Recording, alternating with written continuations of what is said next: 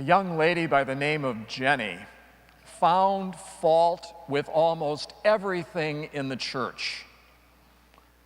She resented that her mother and father insisted that she go to Mass every single Sunday. She was angry that they had her attend religious education classes. And she showed her spite in any way she could to whomever would observe her.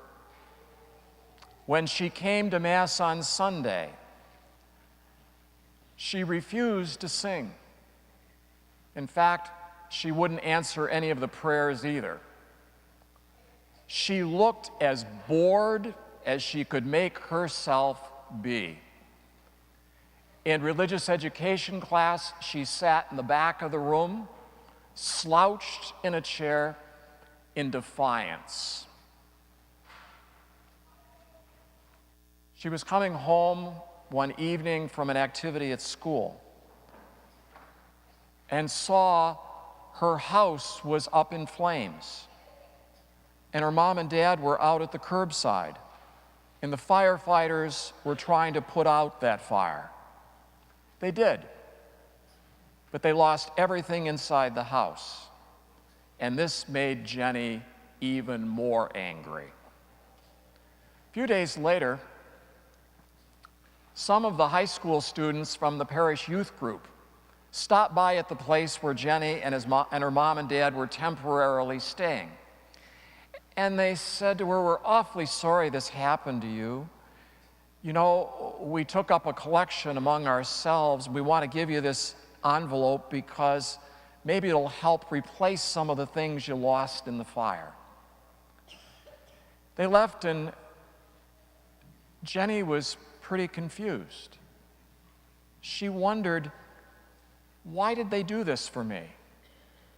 I've been nothing but rude and cold to all of them. And then it began to dawn on her.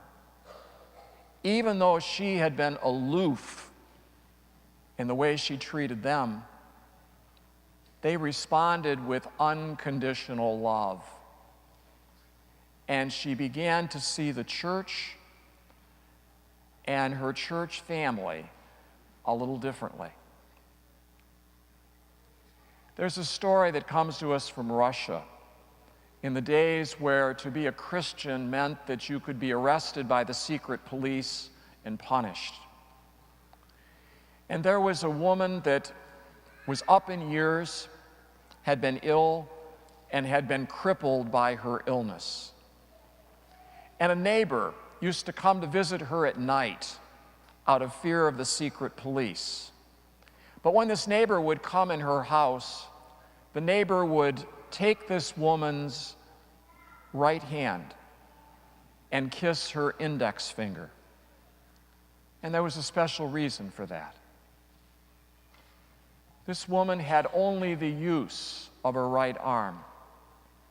She was translating into Russian the Bible and other Christian books. And she spent all day typing those translations. And on her right hand, the only finger she could use to type was her index finger. She saw what had happened to her through her illness as really being an asset and not a disability. As she used to joke,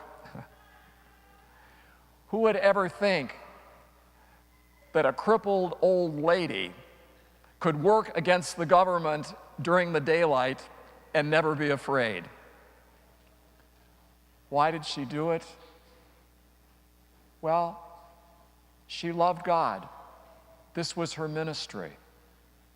She loved God, and she wanted to help other people to know and love God as well. Love is not simply a warm feeling. Love really is a decision. It's a commitment. We decide, we commit ourselves to love.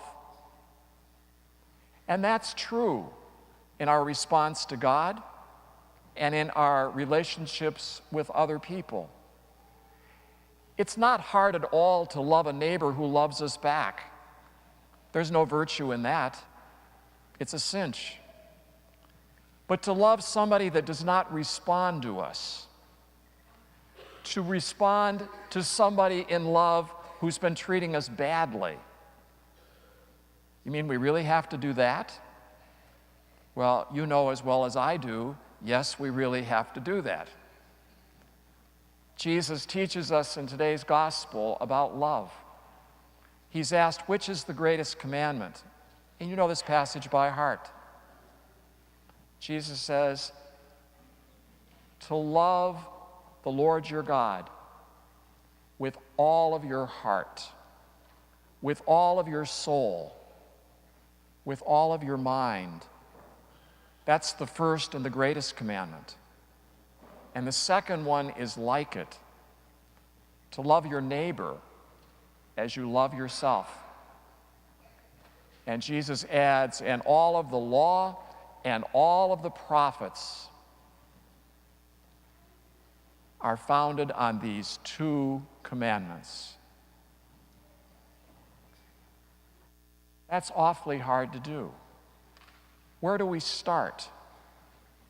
Well, we start with God because we remember that God has loved us first. God has loved us first.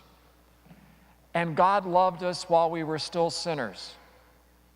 Even when we treated God badly, even when we ignored God, God still loved us and sent his son Jesus to forgive us. God has loved us first, and God still loves us. And out of our gratitude for God's love, we respond then by loving our neighbor. As you came into church today from the gathering area, right over those doors, I hope you noticed. If you didn't, I don't know how you missed it. There are big letters, a quotation from Matthew Kelly, where he tells us that our mere presence should be a ministry. Our mere presence should be a ministry. What does that mean? Well, God has loved me first. I'm filled with God's love. How do I show my gratitude? By loving the person right next to me, the person in front of me. I become a conduit of God's love to other people. Your mere presence should be a ministry. Once again, well put, Matthew Kelly. There was a man whose name was Ron, and he grew up in a household where his mother was Mrs. Clean. She ran a very clean, antiseptic, hygienic household. That's how he grew up. She was spick and span all the time and expected everyone and everything about her to be spick and span all the time. Well, Ron decided to volunteer in a soup kitchen, and that day they were serving cornbread and chili. And one of the gentlemen that he served, who had been hungry, came over to thank Ron. And this man comes over and extends his right hand to shake. And Ron looks at that man's hand and sees that it's dirty. Ron wasn't going to shake and then thought the better of himself and extended his hand and shook the man's hand. And the man said to him, "Thank you, man. Thank you. I was hungry. God bless you." Well, Ron went back to work dishing out the chili and accidentally splashed some of the chili on his right hand. And without thinking, licked the chili from that right hand. And then realized what he had just done. From his antiseptic background, he was horrified. the very hand that shook that dirty hand of the poor man. But then he thought about it even further later on, and he realized that the handsome, well-scrubbed face of Jesus Christ that he was familiar with Christian art was not the only face of Christ in our world. There was also the poor face of Christ in our world. And that very day, Ron had fed the poor Christ cornbread and chili.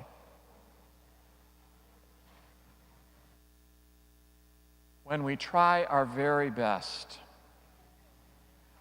to love God in response to God's love to us in the first place, when we try our very best to extend that love to our neighbor, to people around us,